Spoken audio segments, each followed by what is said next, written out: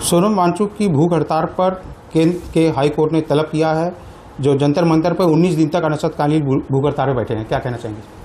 अब high court ने तलब किया है तो सरकार जवाब देगी। अब कोई अनशन करे कि प्रधानमंत्री जी इस्तीफा दे दीजिए, कोई अनशन करे कि मुख्यमंत्री जी हट जाइए, ये कोई मतलब थोड़ा है। किसी की जान क्या है, जान भी खतरे में है और डॉक्टरों को भी जानबूझ करके आप अपनी जान जोखिम में क्यों डाल रहे हैं? जब उस चीज को देश के प्रधानमंत्री जी ने अपनी मुट्ठी में लेकर चुनाव का परीक्षा करा दिया, सिंगल कहीं कुछ नहीं हुआ, तब भी भरोसा नहीं अपने प्रधानमंत्री पर।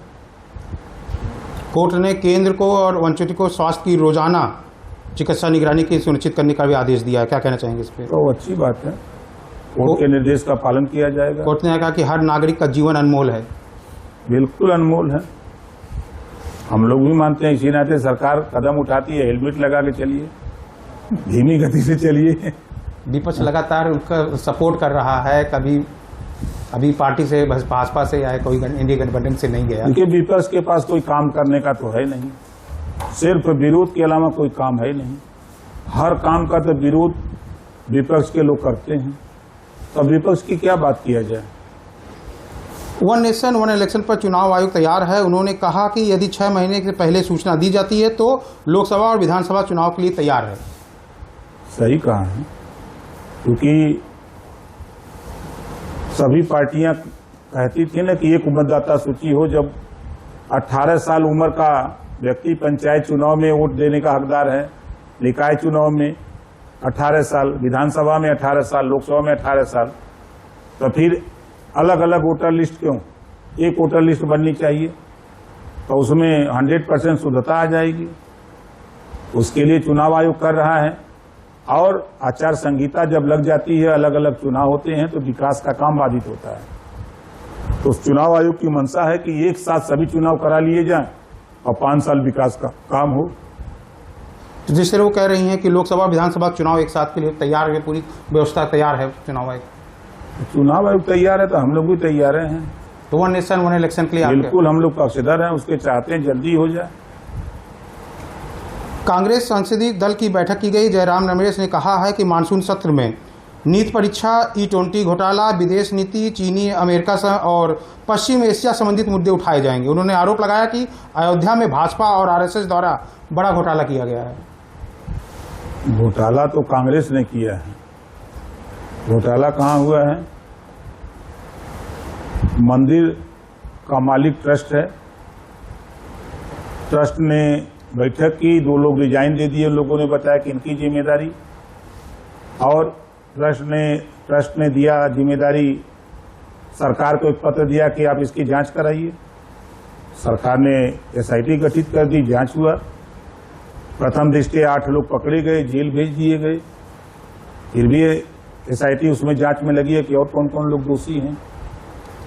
तो मानसून सत्र के लेकर बैठक करने के लिए जा रही कांग्रेस। बैठक करें, कोई दिक्कत नहीं है। देखिए, कांग्रेस के जिम्मे कोई काम नहीं है, वो खाली विरोध करना है, हल्ला करना है सदन में।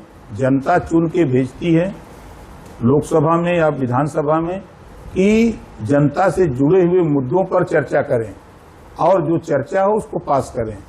लेकिन विपक्ष उस काम से दूर भागता है, चाहे वो आप महिला बिल की बात है। जब महिलाओं के अधिकार की बात आती है, ये समाजवादी पार्टी, कांग्रेस, TMC, शिवसेना ये भाग खड़े होते हैं कि नहीं, महिलाओं को राजनीति में आरक्षण मत दीजिए, और वोट चाहिए सबका। बाबा साहब डॉक्टर अम्बेडकर जी ने आधी आबादी बराबरी का हिस्सा दिया है संविधान में, लेकिन ये लोग संविधान दिखाते हैं, संविधान को मानते नहीं।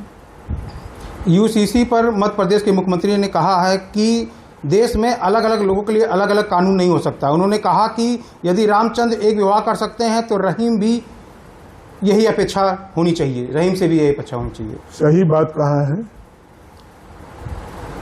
कि बात से हम सहमत हैं, कानून सबके लिए बराबर हो। ममता बनर्जी ने पार्टी में चल रहे असंतोष के बीच कहा कि उन्हें निशाना बनाया जा रहा है, वो डरने वाली नहीं है, मैं तभी तक जिंदा रहूंगी तब तक तुम्हारा अंत नहीं देख लेती। तो उन्होंने डरवावत की है, वो डरत कहीं। जनता ने तो खुद उनको नकार दिया। जनता ने दिखा दिया कि आपने 15 साल में गुंडागर्दी, तानाशाही, हिटलर रवैया अपनाया, इस नाते जनता ने उनको नकार दिया।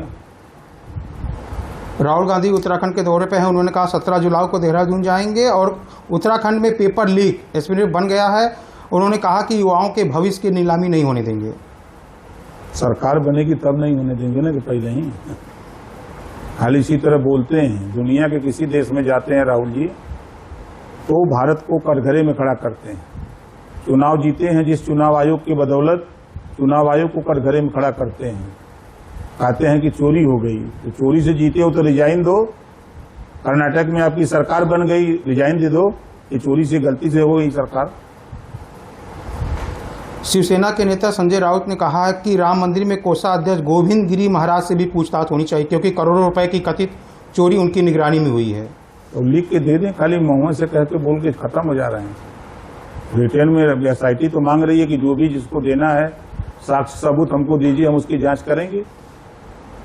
समाजवादी पार्टी के विधायक शिवपाल यादव ने कहा कि ओम प्रकाश राजभर सपा के साथ थे तब वो प्रधानमंत्री और मुख्यमंत्री के खिलाफ बोलते थे, सब जानते हैं। उन्होंने कहा कि केवल इतना कहना है कि राजभर का किसी विशेष डॉक्टर से इलाज की जरूरत है। भाजपा उन्हें किसी भी कोई लिख के देती है, वही वो बोलते हैं।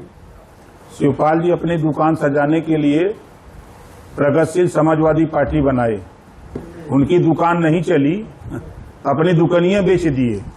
शिवपाल जी अखिलेश जी को बेच दिए कि भैया हमारी दुकान नहीं चल पा रही है, आप ले लो। ओम प्रकाश की दुकान तो चल रही है, संजय निषाद जी की दुकान चल रही है, अनुप्रिया पटेल जी की दुकान चल रही है, जयंत चौधरी जी की दुकान चल रही है। और इलाज तो उनको कराना चाहिए अपना। कि जब समाजवादी पार्टी से अलग हुए थे तो उन्होंने क्या बोला था, अभी वीडियो में दिखा दूं। शिवपाल यादव ने कहा था कि समाजवादी पार्टी चोर उचक्कों की पार्टी हो गई है, इसमें शराब माफिया लोग आ गए हैं, ये गरीबों की जमीन लूटने वाली अब समाजवादी पार्टी हो गई है। अब ये समाजवादी पार्टी अपने रास्ते से भटक गई है। ये बयान शिवपाल जी के हैं, जब समाजवादी पार्टी से निकलकर प्रगतिशील समाजवादी पार्टी बनाए थे। और आज भी अखिलेश यादव उनको तिरछी नजर से देखते हैं, हमेशा शक बना रहता है। ये लंबे समय तक बीजेपी के संपर्क में रहे हैं, इस नाते रहे हैं कि जो इन लोगों ने गोमती रिवर फ्रंट का मामला हो चाहे खनन का मामला हो, जो घोटाला किए हैं, ये जाते हैं रात को, दिन में तो भाजपा के खिलाफ बोलते हैं, रात को गुलदस्ता लेके योगी जी के यहाँ पहुंच जाते हैं कि हमारा जान बख्शे रहिए, दिन में बोलेंगे रात को आपके साथ हैं, आप सरकार बनाइए।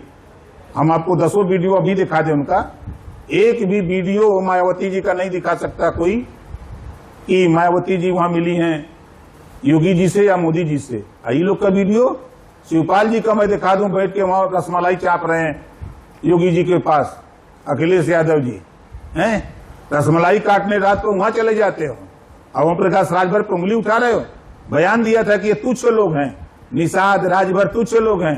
रामगोपाल जी ने कहा कि ये नीच लोग हैं, घबराओ नहीं, 27 के चुनाव में ये नीच जब जूता लती आएंगे, नीचता के उतर जाएंगे, तब तेरी औकात पता लग जाएगी कि तूने क्या बोला है।